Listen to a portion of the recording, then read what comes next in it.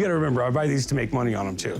Corey Harrison from Pawn Stars is known for driving a hard bargain. Working in his family's pawn shop, a big part of his job is making sure he pays as little as possible for pricey items. But he found himself in some major legal trouble when his desire to pay less than retail found its way into someone else's business. Corey apparently caused roughly $30,000 worth of damages to a rented RV and refused to pay for any of the repairs. The details are pretty shocking, and they're also pretty disgusting in more ways than one. Listen closely because this story is just unbelievable. It all started back during the pandemic in October 2020. Like many people looking for a safe way to travel and to get some fresh air, Corey thought it would be a good idea to rent an RV. He allegedly decided to rent the massive 37-foot recreational vehicle through the website RV Share, which is like Airbnb but for RVs. According to the RV's owner, William Villafana, Corey said that he planned to use the RV as an office during a 3-day trip to California. That sounds like a reasonable enough use for the vehicle, especially during the pandemic when you couldn't just hang out at a coffee shop working all day. But from the looks of things, that was not happening at all. William claimed that instead, Corey kept the vehicle for 6 days, twice as long as he initially agreed to rent it for, and when it was returned, it was reportedly far from ready for the next happy customer. William said that Corey returned it completely wrecked inside and out. He claimed that the body of the vehicle was severely damaged and the inside was totally trashed. But you don't have to take William's word for it because he was smart enough to get photographic evidence of the chaos that Corey left behind. These photos were pretty gross. The inside of the vehicle looked absolutely foul. There were even eggs smashed on the floor, which I know couldn't have smelled good, especially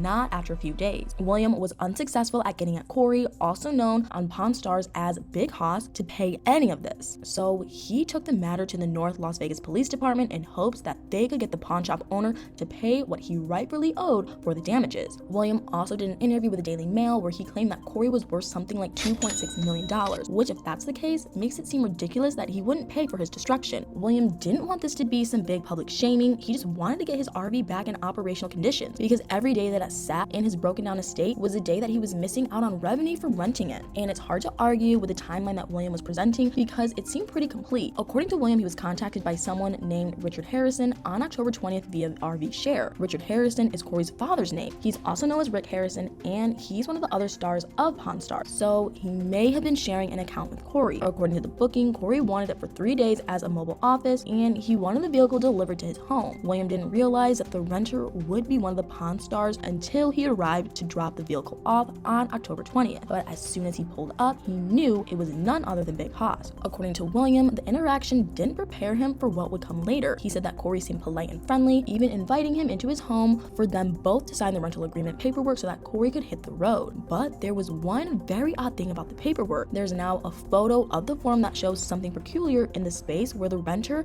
in this case Corey, can itemize any pre-existing damages that exist on the vehicle before taking it. This is so that renters can't get blamed for something that was already there. It's a practice that's also used by auto garages and valet parking standards. But Corey didn't use that space to list any damages. Instead, he wrote, "Don't be a D word." D word being something that a man has in his pants, or another word for not a very nice person. That seems like a strange move, but it could easily be dismissed as Corey just trying to be funny. But now in retrospect, it seems pretty shady and like maybe he was trying to cover himself ahead of time because he knew he was going to trash the thing. It's hard to say for sure. William left Corey with the car keys and expected to see his RV again 3 days later. But October 23rd came around and went without any sign of his precious RV returning. William got a message from Corey's assistant with some unexpected news. According to Corey's assistant, he was running behind and wouldn't be back in time to return the car. In fact, he wouldn't even be in Nevada. He was still in California. William kept in contact with Corey's assistant and got another text message the following day with some distressing news. The assistant said that the RV had been in some kind of accident involving an ATV. These updates were only getting worse. William knows that an accident is a serious business and he wasn't interested in chewing them out. He just wanted to know if